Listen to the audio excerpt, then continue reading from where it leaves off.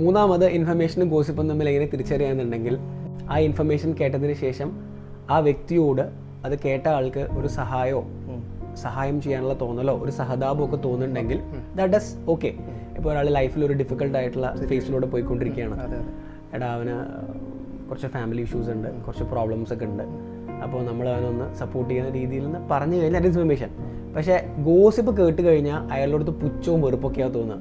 അവൻ അതന്നെ വേണം, അവനില്ലേ പണ്ട് എൻ്റെ അടുത്ത്. അപ്പോൾ that is the difference. Information നമ്മൾ ഷെയർ ചെയ്യുമ്പോൾ നമുക്ക് ആ വ്യക്തിയോട് തോന്നുന്നത് ഒരു പോസിറ്റീവായിട്ടുള്ള ഫീലിംഗ് ആയിരിക്കും.